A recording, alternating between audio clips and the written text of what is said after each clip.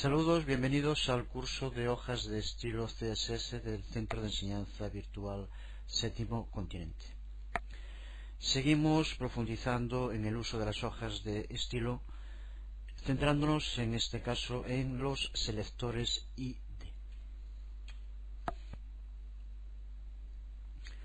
Los selectores ID son muy similares a los selectores de clase, aunque con algunas cruciales diferencias que los hacen específicos para determinados trabajos. Es uno de los apartados que cuando creamos un nuevo estilo CSS desde el panel de estilos CSS de Dreamweaver define como estilos avanzados ID o selectores contextuales. Recuerda que todo esto que estamos aquí explicando como código puede posteriormente ser aplicado a nuestras páginas HTML desde Dreamweaver de forma mucho más sencilla. Sin embargo, es muy importante para saber posteriormente lo que hacemos, conocer antes lo que es el estilo CSS, sus atributos, etc. Aquí tenemos el panel CSS de Dreamweaver y si pulsamos aquí para crear un nuevo estilo CSS, vemos como en un principio nos permite el tipo de selector de clase, las etiquetas o selectores avanzados. En este caso vemos como dentro de los selectores avanzados indica los selectores ID, que es los que estamos viendo ahora. Si pulsáramos sobre aceptar, tendríamos que guardarlo con un nombre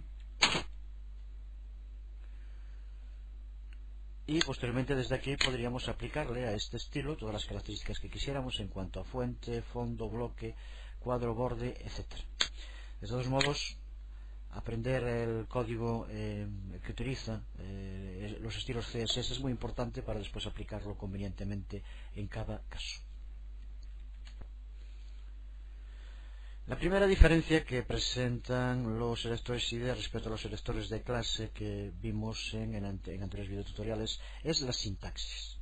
Los selectores ID van precedidos de una almohadilla, este símbolo que vemos aquí, en vez de un punto que llevan los selectores de clase. Aquí tenemos un ejemplo de una regla para un selector ID. Como vemos, empieza con la almohadilla, luego el nombre que le queremos dar al selector y posteriormente entre llaves, en primer lugar cuál va a ser la etiqueta a la que le queremos aplicar y después de dos puntos el valor que queremos dar a esa propiedad. En este caso lo que hará es aplicar un texto negrita a cualquier elemento cuyo atributo ID tenga el valor de principal, en este caso. Lo creamos entonces como código. Empezamos con el signo de almohadilla para indicarle que es un selector ID y posteriormente el nombre, en este caso principal, y ahora entre llaves, en este caso font weight era el que indicamos y bold, punto y coma como siempre para acabar con la propiedad y llaves para cerrar después de todo lo que tengamos o lo que queramos darle como propiedades. Con esto ya hemos creado un selector ID principal. Lo vemos aquí, por lo tanto, con dos párrafos.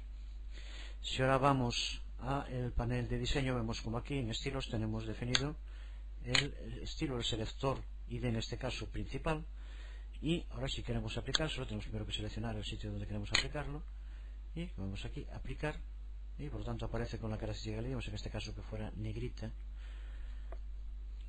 este párrafo, a diferencia del otro que no tiene selector y que tiene las características específicas. Tanto los selectores de clase como los selectores ID tienen por lo tanto en común que usurpan la naturaleza estructural del código HTML, ya que los estilos pueden ser aplicados a cualquier elemento independientemente de su función en la estructura del documento HTML. Pero existen diferencias entre los selectores de clase y los ID. La fundamental es que los selectores de clase están pensados para usar con cualquier número de elementos, como vimos en anteriores videotutoriales, mientras que los selectores ID, en teoría, deberían usarse una sola vez por documento. La mayoría de los navegadores no limitan ese uso y podemos usarlos más de una vez, pero esto hará que aumente la cantidad de información que el navegador debe utilizar si usamos los selectores ID en lugar de los selectores de clase. Por eso los selectores ID deben ser usados solo para elementos muy específicos que se repiten una sola vez por página. Puede ser interesante, por ejemplo, si en cada página una parte va a aparecer siempre con unas características específicas, aunque su localización puede cambiar de unas páginas a otras. Entonces sí que puede ser interesante crear un selector ID de este tipo. Imaginémonos, por ejemplo, que queremos crear un selector ID al que llamamos muy importante para destacar algo dentro de nuestra página y que le damos determinadas propiedades, por ejemplo, como color. Pues le ponemos, por ejemplo, un color rojo y le ponemos, por ejemplo, un color de background de color, pues por ejemplo, amarillo. Un poco llamativo, pero bueno, para que se destaque bien.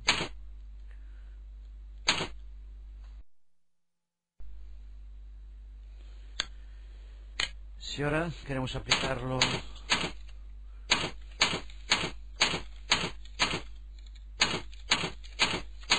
en una parte de nuestro documento,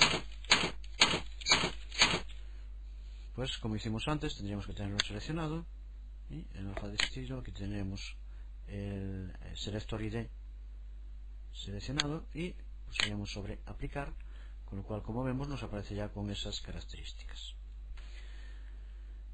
Vamos a quitarlo de esto y recuerda que podríamos utilizarlo para cualquier otro elemento, no tiene por qué ser en un párrafo. Por ejemplo, una cabecera, en este caso primero lo hacemos cabecera, encabezado 1 por ejemplo, y ahora del mismo modo se lo podríamos aplicar. Aquí vemos ya este selector ID aplicado. Recuerda que podríamos aplicarlo en otros, pero no debe hacerse. Este tipo de selector ID es para un único elemento por documento. Lo contrario puede recargar la cantidad de información que el navegador tiene que asimilar o utilizar. Por lo tanto, es importante. De todos modos, vemos que si hacemos así, la mayor parte de los navegadores van a permitir usarlo más de una vez.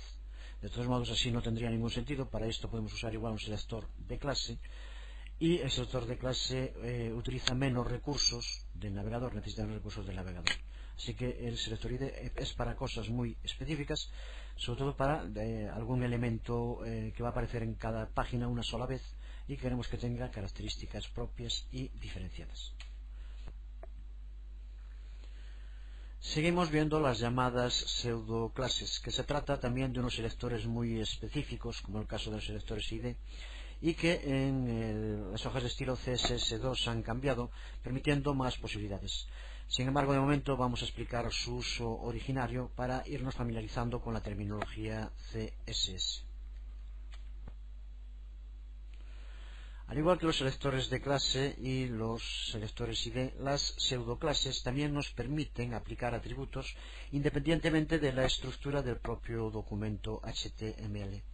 Pero en este caso, además, nos permiten aplicar sus propiedades solo cuando se cumpla una determinada condición. Su uso va a aplicarse fundamentalmente a los vínculos dentro de nuestro sitio.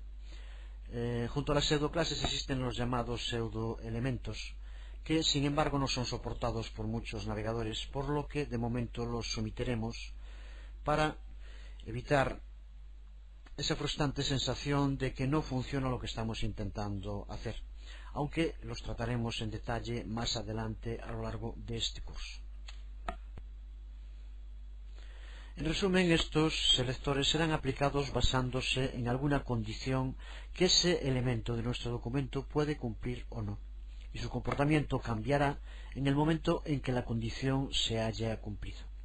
Aunque no tenga nada que ver, guarda cierta similitud con el condicional if utilizado en programación. En un ejemplo práctico, cuando tenemos un enlace en nuestra página, este puede ser que no haya sido visitado nunca y puede ser que sí haya sido visitado. Podemos, mediante el uso de un selector de pseudoclase, definir una serie de propiedades, no solo el color, sino muchas otras como tamaño, etcétera, para los enlaces no visitados y otra para los visitados. Por lo tanto, Mientras tengamos un enlace en nuestra página que no haya sido visitado, tendrá unas características, y en el momento en el que este enlace sea visitado, sus características cambiarán. También podemos hacer lo mismo para el enlace activo, que es las características que presenta mientras está pulsado para ir a visitar esa página. Vamos a verlo en un ejemplo práctico. Vamos a crear una pseudo clase para todos nuestros hipervínculos visitados. Utilizar la etiqueta A y dos puntos, el nombre para los visitados. Las llaves tenemos que poner las características. Recuerda que pueden ser distintas, no solo el color, sino muchas otras. Vamos a poner, por ejemplo, color. Vamos a darle un color para que se vea bien, por ejemplo, este color amarillo claro. Recuerda siempre después de cada una de las propiedades, punto y coma, cerramos la llave y por lo tanto a partir de este momento todos los enlaces que haya en nuestra página que hayan sido visitados presentarán este color amarillo oscuro. Si vamos a la parte de diseño y creamos ahora aquí cualquier enlace, vamos a poner el enlace 1 por ejemplo, y ahora aquí en vínculo le ponemos algo para que tenga un enlace.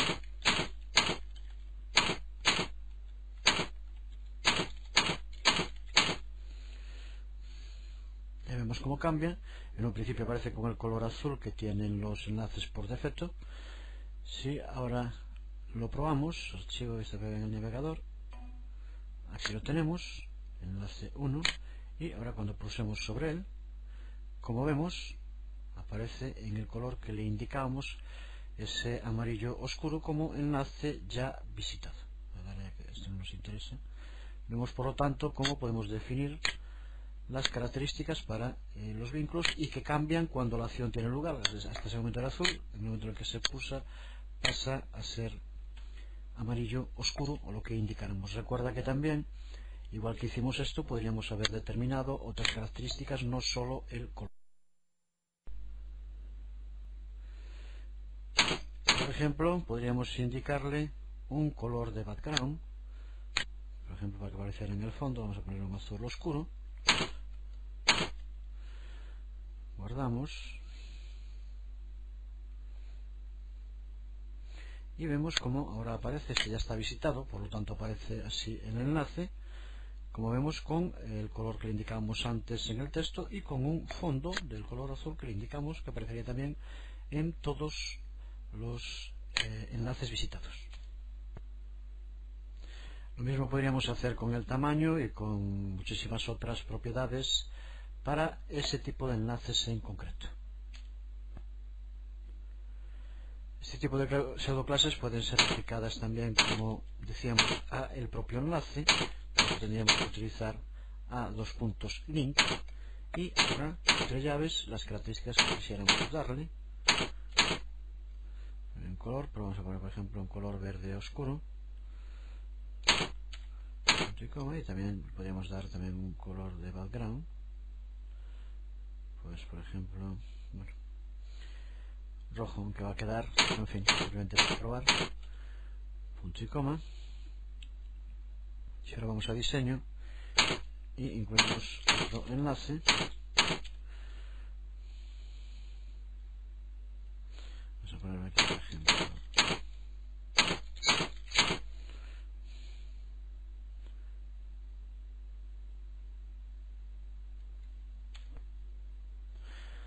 aquí vemos ahora los dos enlaces. Si probamos vista previa en el navegador,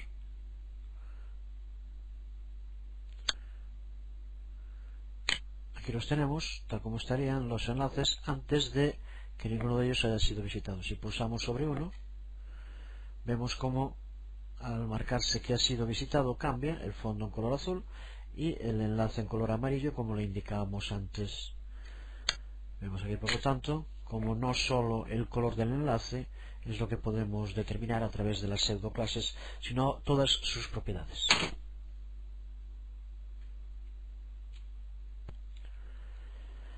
Lo mismo podríamos hacer para los enlaces activos. Tenemos que usar de nuevo una etiqueta, en este caso Steve, Y ahora en características de nuevo podríamos escoger cualquiera. Vamos en este caso, bueno, primero le damos un color cualquiera, por ejemplo rojo, y ahora por ejemplo vamos a ponerle un tamaño de fuente distinto, font size, y vamos a ponerle un tamaño grande, 24, para que se vea durante el tiempo en el que se está activando el enlace. Por lo tanto, aquí como vemos le damos propiedades, color y tamaño. Esto de nuevo ahora ya es aplicable a todos los enlaces que tengamos, en este caso estos dos. Guardamos el archivo y lo comprobamos en el navegador. Aquí tenemos los dos enlaces con distinto color porque uno ha sido visitado y otro no. Si ahora pulsamos para visitar uno, vemos cómo aumenta el tamaño. Esa página no existe, aquí lo tenemos. En este caso no se veía porque el fondo también era rojo, pero si pulsamos vemos cómo aumenta el tamaño y sigue manteniendo las características tal como lo indicamos. Podemos también combinar estas pseudoclases con selectores de clase que nos podría permitir, por ejemplo, que determináramos alguna característica diferente para nuestros enlaces si fueran enlaces dentro de nuestra página o enlaces externos, por ejemplo. Para ello podríamos crear un selector de clase al que podríamos llamar, por ejemplo, externo, y que lo hemos aplicado en este caso a los enlaces. Y le podríamos dar una característica, pues por ejemplo podemos ponerle que aparezca en negrita. Buscamos font weight, bold, con lo cual ahora tenemos un nuevo selector de clase que tendríamos que aplicar a todos aquellos enlaces de nuestra página que fueran externos y que aparecerían con distinto aspecto. Si vamos ahora a la parte de diseño, aquí vemos que tenemos tres enlaces con las características que le dimos antes con las pseudoclases, y ahora queremos que, por ejemplo, en el enlace 3 es un enlace externo y por lo tanto le aplicamos el estilo externo, con lo que vemos que nos aparece con las mismas características que tenía, pero a diferencia de los otros aparece en negrita. Si lo guardáramos y probamos el explorador, vista previa en el navegador, en Explorer,